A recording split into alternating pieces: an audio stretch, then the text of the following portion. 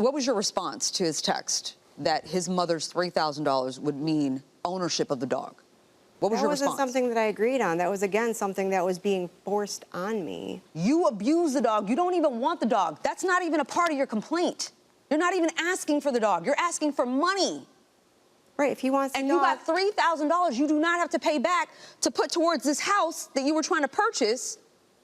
Why is that not an even trade? I don't think that it is, but it's not up to me. I'm gonna open it up. So why did you, Ms. Boutel, give us these text messages? What were you trying to show? Like, he's trying to sue me, like, on behalf of his mother. Like, it should be his mother that's suing me back for this money, not him. That's the issue that I have. All right, see, I understand. And Mr. Erickson, you say that she was actually violent with you, right? Yes. You want to describe that? When she had the miscarriage, she had messaged me. She was so upset. The baby's heartbeat is gone. And I dropped everything. I ran out of work. She said, don't even bother coming. This is all your fault. This is you and Scooby's fault. You stressed me out so bad it gave me the miscarriage and blah, blah, blah. I said, don't say that. It's neither one of our faults what happened, you know. I came home, I sat on the couch, I was petting Scooby, and she walked through the door, and she got upset that I was petting Scooby, and she told me that, you know, you love your dogs more than your children. And I don't know if I said something back to her, but she swung, broke my nose. And then I pushed her away.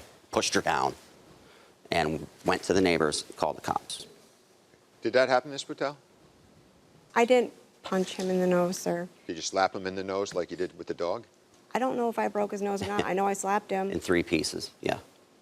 There was no accepting of your offer about the $3,000 in the text messages. So was that something that you discussed in person? Yes. Okay, what was that discussion? My mom is willing to let the $3,000 go for Scooby. So you'd had a discussion about that, and then you texted her that you spoke with your mom, and she was okay with that? Yes. Is that accurate, Ms. Patel? They spoke together and made a deal, and then we're just putting it on me. Okay, but wait a minute. This sounds like when he says, I spoke with my mom and she agreed that the $3,000 she loaned, that doesn't sound like an idea that they just came up with that they're telling you about for the first time. It sounds like something that had been discussed before. It wasn't. No, this was the first time you heard about that? This was the first time that they were putting this to me. Did you say, I don't like that idea? I didn't respond because I didn't like it. Okay, and was that because you wanted ownership of Scooby? Or because you didn't think that the $3,000 was a loan? Both. All right, so why did you pay her back $800? Because I don't believe that people should be tricked out of their money. What? There were no, like, set terms and on paper signed or anything like that, but my mom did say, yeah, I want that money back when you are capable of paying that money back.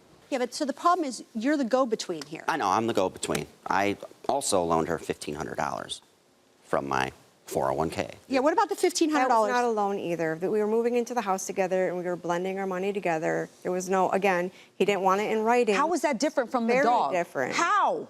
Y'all bought the dog together A house and a dog as a are couple. different things. What? A house and a dog are different things. Of course they are, but you're sharing expenses. That's the point. Right. I paid solely for the dog. Together, we both put resources together for the house. And now you own the house, right? Yes, I own the house. Right, so he has nothing to show for that. No. Right? He lived there. I mean... You had Scooby. Yeah. All right, okay, all right. So I think we have what we need. The parties are excused while we deliberate in this matter. Thank you both. All right, thank you. This court is now in recess. You can step out.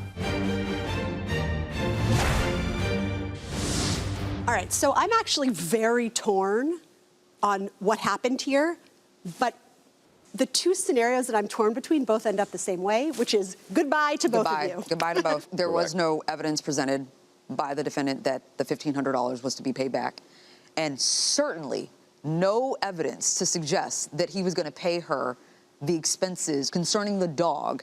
No evidence of that. They both need to go home. Or there was no agreement for either of these things, and she was raising a GoFundMe for a house.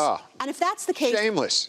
Well, it may be shameless, but when you give money to someone who's raising a GoFundMe for a house, you can't expect that it's a loan. They commingled expenses. Exactly. Yet everything that she gave to him, she wants back. A loan. And everything that he gave Is a to gift. her, Right. It's a gift. It's ridiculous on both sides. I'm just think glad they both that go. she doesn't have Scooby. I'm glad he has Scooby. Yes. Let's just send him packing with nothing. Yeah. Gladly. I think the only innocent party here is Scooby, and I'm glad Scooby is safe and well.